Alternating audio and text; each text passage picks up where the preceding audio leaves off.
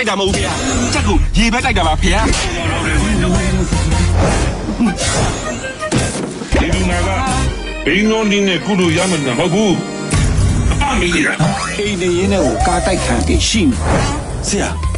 သူ့အိမ်ကဟိုးတောင်ပေါ်မှာကားလမ်းတော့မရှိဘူး ဖေခေမောင်ဆိုတဲ့ကောင်ဘာမှလဲအသိမျိုးကတုတ်မှာနော်မျိုးကတုတ်မှာတော့ငါတို့ထက်လိုက်ရမလား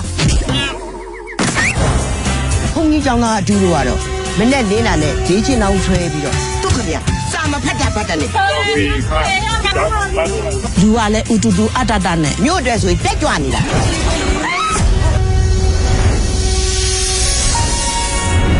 သူကဒုမျိုးကိုရောက်လာတဲ့ဆရာဝန်မလေးနာမည်ကခင်လေးတဲ့ ဆရာမလေးဒီမျိုးကိုတာဝန်နဲ့ပြောင်းလာတဲ့ဆရာဝန်မလေးဟုတ်တယ်နော်ဆရာမလေးနဲ့ကျုံနဲ့စုံမိတာပါမိတ်ဆွေတွေတောင်ဖြစ်နေပြီလေဟုတ်တယ်သူဖေရ အတူပါလား ဆရာမလေး သမင်းအတူစားတဲ့ငါးတိုင်းဆိုရင်လေမင်းရောငါရောဒီเจ้าမှာအတူလောက်တိုင်းတစ်မျိုးလုံးကကောင်မလေးနဲ့အတူစားနေတာ အတူအမေမေလားရှင်ဗျာတပည့်တော်နဲ့ဆရာမလေးနဲ့နီးစပ်ပြစီရှင်ဗျာတပည့်တော်ဆရာမလေးကိုအရန်ကိုသဘောကျနေလို့ပါဗျာစေရှာမလေးကိုချတယ်ဟုတ်တယ်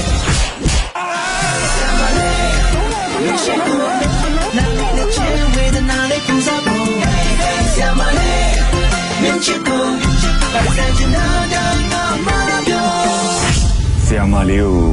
အချစ်နေမိပြီ ဘလို့ဆရာမလေးကိုချစ်နေမိပြီ ဟုတ်တယ်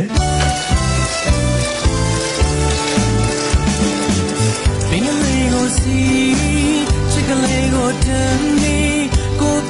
တော်ဆရာမလေးကိုတခုပြောတဲ့ကြီးကျွန်တော်ဆရာမလေးကိုချစ်တယ် 没有拿小打到 K 外面杀神啊！没有我这个对面靠那边战士的不？ အတူတူများမတတ်မရအေး